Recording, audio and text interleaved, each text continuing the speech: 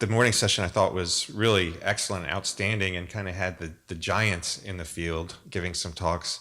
This session I like because it actually, a lot of our speakers are the future, up and coming interventional and structural cardiologists and surgeons.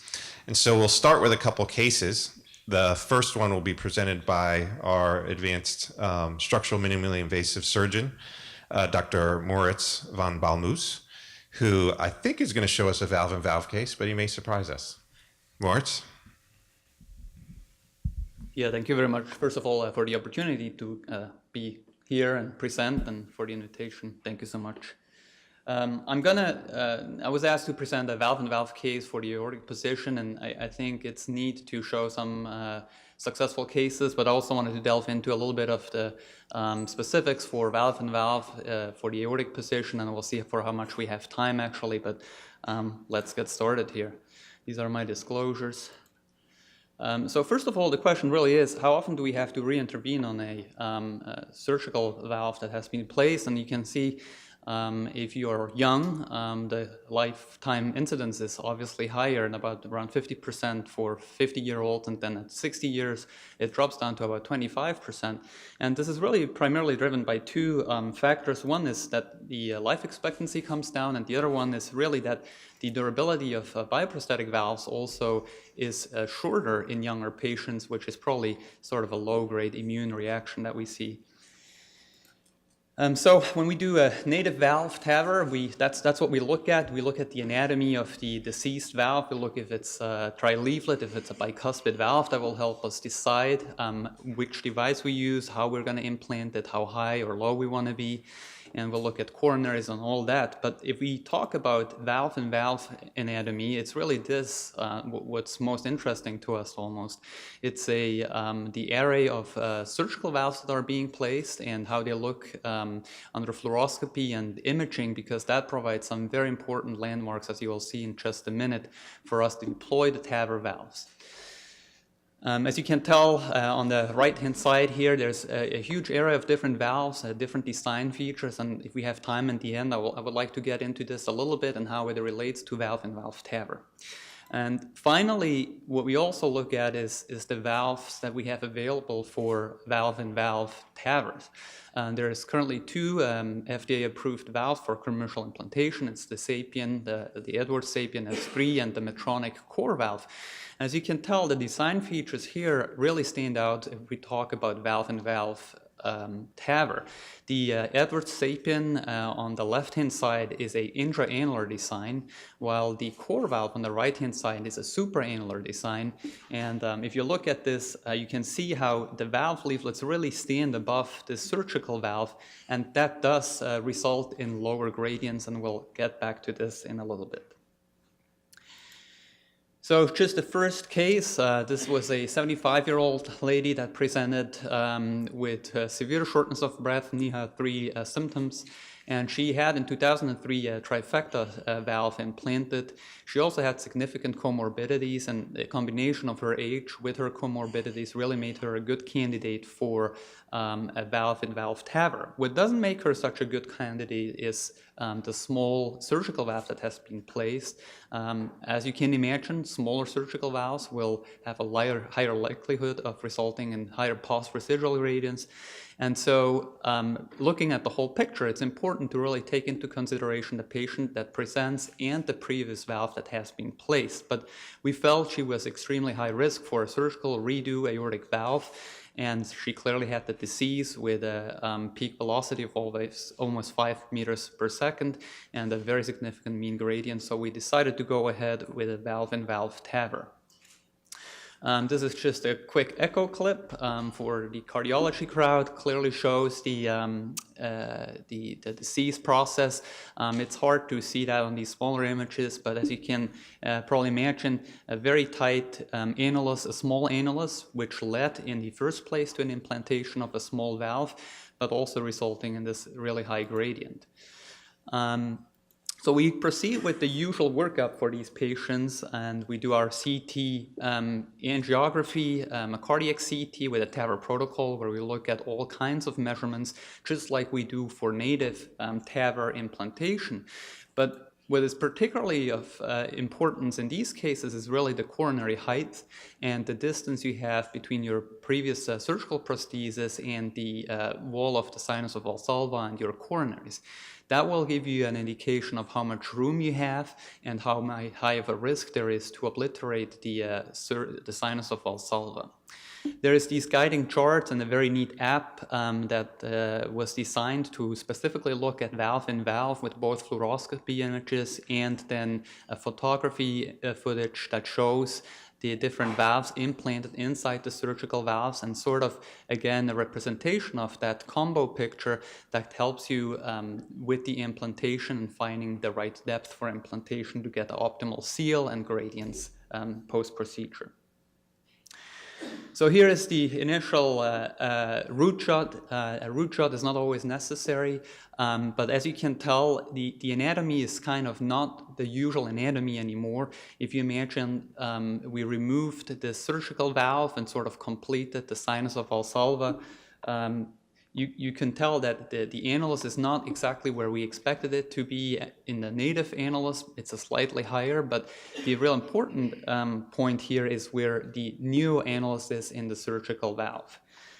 And in order, and so we proceed then with the hemodynamics. This is the pre-procedural hemodynamic in this specific patient, a significant gradient of 80 millimeters mercury, so clearly has the disease and needs treatment for that. And this is a critical aspect of these cases where we really want to get into that annular plane. We want to remove the parallax in the surgical valve, and when we subsequently come in with the device, we want to make sure everything aligns so that we actually gauging the depth of implantation correctly. So on the left-hand side, you see there's some parallax, and it's more of an oval or round shape. And then on the right-hand side, you have the more linear appearance of the bottom of the surgical valve. Again, different surgical valves have different appearances on fluoroscopy. Some are seen very easily, and some are very difficult to see. That's another part that needs to be taken into consideration. Then we proceed as usual with our collar valve implantation, where we check the valve and make sure it's appropriately loaded for the new Evolute R and Evolute Pro design. And then we place the valve in the surgical valve. Oftentimes difficult to cross these heavily diseased surgical valves. That's probably why you don't see an image here. We don't do that on our cine. Often the fluoroscopy is not stored, and so we don't always have this lengthy process documented, but it can be challenging to cross these valves. Once we're across, we align them. We make sure, again, we have a good neo-annular plane from the surgical aortic valve, and we get the parallax out of the device. And then we proceed with the implantation.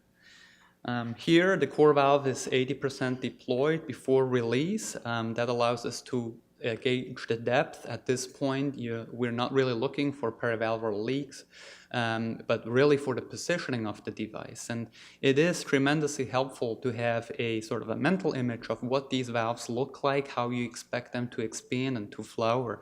On the left-hand side is a 23 millimeter core valve that we used in this case inside a 19 millimeter trifecta, which has much less of a waist than the 34 millimeter core valve that is shown on the left side. And so knowing what the valve should look like approximately helps, particularly in these cases where we have smaller surgical valves and deploy valve in valve. Also going from LAO to RAO and sort of do a scan and make sure it's expanded, because this is a self-expanding valve, is important during that process. Here is the initial post-residual, initial residual gradient, which was 13 millimeters of mercury, which I would say is actually not too bad for a 19 millimeter valve, but we thought we could get this better. And so we did a post-ballooning and inflated a true balloon inside this, inside the core valve to just get rid of a little bit of perivalvular leak that we had and hopefully get a better residual gradient.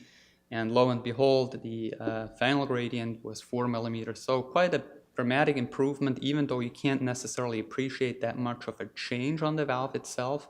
It certainly helped in that case to bring down the gradient. The second case I just quickly want to go over is very similar. It's just a bigger valve, same picture, high gradient. This valve is a Edwards Magna valve that's seen a little bit easier on these fluoroscopy images. We go to the plane where we have no parallax in the valve, place the wire, and come in with the device, and again do a post deployment hemodynamics. Same picture here. Diastolic separation, not bad, but probably could be a little bit better, a little bit of a residual gradient. We ballooned this also, and eventually ended up with a very nice result here of 2 millimeters mercury as a final gradient across this valve. So people have looked at what makes valve-in-valve TAVR successful and what makes it risky, and I don't expect you to read this, but the gist of this propensity score match analysis of the TVT registry is that the expected, the usual suspects, age, poor LV, chronic kidney disease, all these that we know from native TAVR cause increased morbidity and mortality, also result in increased morbidity and mortality in valve-in-valve TAVR.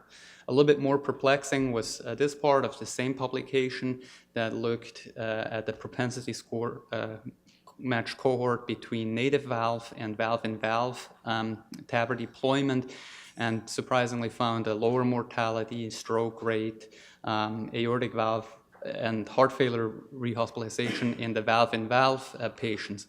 Some of that probably related to how these cohorts were selected. They were not really propensity score matched for a lot of the cardiovascular disease factors for peripheral vascular disease, which was higher in the native valve group. But nonetheless, I think we can conclude that it's at least as safe as native valve TAVR.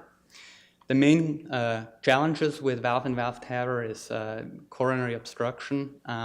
Here are just some images that sort of, I think, demonstrate nicely what the problem is. On the left-hand side are externally wrapped surgical valve prosthesis. And as you can see, deployment of any valve, whether it's a sapien or a core valve, will essentially result in a tubularization of that surgical valve. And depending on how much room you have between your post and the sinus of Valsalva, will completely obliterate your sinus of Valsalva. Even worse with stentless valves, they don't have any rigidity to it, so it can be stretched almost limitlessly, and do have very high leaflet, typically also increasing the risk again for coronary obstruction.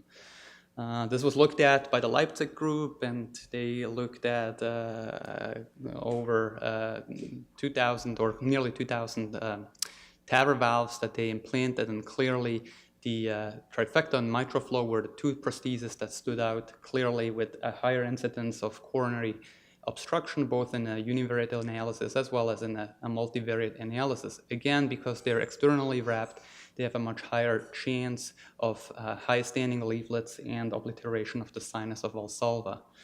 One remedy to that problem is the so-called Basilica Procedure, where two catheters are brought in and a wire is essentially threaded across the leaflet. Electrocautery is applied to this wire, and the valve leaflet is sliced in order to create a slit that then opens up the valve towards the left and the right coronary ostia, or whichever coronary ostia is at risk.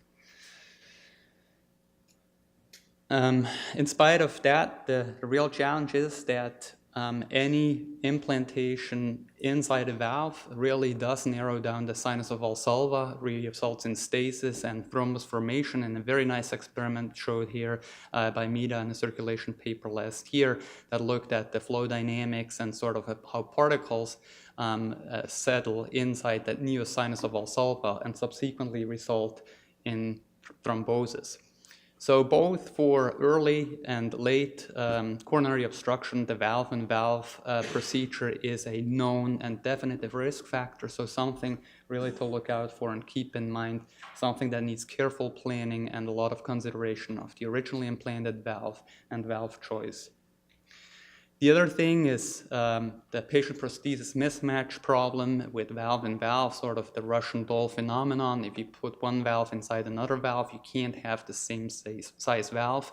So eventually that will cause trouble. This has been shown in many different studies. Here again in the TVT registry, where two things stood out amongst all TAVR procedures. On one hand, the smaller TAVR devices, but clearly also the valve-in-valve procedure as resulting in patient prosthesis mismatch. Again, going back to one of my earlier slides, the design feature between the core valve and the SAPIEN is that one is intraannular, the other one is a supraannular design. In this TVT registry study, again, showing clearly a difference in the gradients, in the residual gradients at discharge with a superior profile of the core valve. The same goes for all surgical valves across the spectrum. The smaller the valve that was initially implanted, the higher the residual gradients will be. And you can see between the 19, 21, and 23, it's just almost about tight, and then it really starts to dive the post-residual gradients that you can accomplish. So one thing to consider when we implant surgical valves, but also one thing to consider when we go about doing valve-in-valve TAVR and what the consequences are and how we use this information, especially if we start treating younger patients. The remedy for patient prosthesis mismatch is some believe the valve fracturing. It's certainly a technique that's available. Here are just 3 different cine images of valve fracturing. The concept behind it is really that you take a true balloon or a balloon that doesn't give and inflate it to about 20 atmospheres and fracture the surgical valve ring. This is possible with most surgical valves, but not all of them. The 2 notable exceptions are the trifecta and the Hancock valve. So those valves can't be fractured. Again, something to consider for surgeons when they implant surgical valves, but also as we plan these procedures. Finally, how does valve-in-valve TAVR compare to redo SAVR? There is one meta-analysis that was recently published that showed pretty comparable results for sort of the common hard endpoints as mortality, stroke rate, long-term mortality. But the one thing that stood out was that residual gradients are definitively higher in valve-in-valve TAVR compared to redo surgical aortic valve replacement, and that patient prosthesis mismatch that results from that does result in increased mortality. So certainly something to keep in mind as we talk about treating earlier and younger patients with both TAVR and SAVR, and as we think and plan future procedures. So just as a quick summary, transcatheter aortic valve can be performed safely in select patients as a less invasive option to avoid this risk of reoperative aortic valve replacement. It really takes a meticulous planning with a particular eye on certain aspects such as coronary height, the sinus of Valsalva size, and the surgical valve implantation. It really starts with getting the previous op note from the patient and knowing what the surgeon did, what valve was implanted, what size it is, and how it was implanted. And with that, I think I'm a minute and 40 seconds over time, and happy to take any questions. Or are we doing this later? Or No, we have time for a quick question or two. Does anyone have any questions? Marvin? Moritz, what size surgical valve then would you say you should not be putting in an open surgical valve? 19, 21? Yeah, I think it's a very good question, and I think, nowadays if you go to the OR as a surgeon and you do a surgical aortic valve replacement, you come out of the OR saying, I struggle putting in a 19 valve, you probably didn't do your homework. It really begs the question, should we get a CT scan on every patient that needs aortic valve replacement, whether surgical or transcatheter valve replacement? And I think there's a lot of surgeons now that will opt for a transcatheter valve, especially in sort of the elderly woman that has a small annulus where you may not want to necessarily do a root enlargement, get a bigger prosthesis in, and that may just be better served with TAVR valve in the first place. I think if you are in the OR, you get the biggest surgical prosthesis in you can, and some surgeons are much more aggressive with root enlargements than others. At Duke, they do just a full root replacement for anyone that can't get more than a 19 valve in. so they don't even think about that. But I think these are different paradigms that we have to think about more, and sort of also as we look towards the future and further interventions. Great. Thank you very much. That was excellent.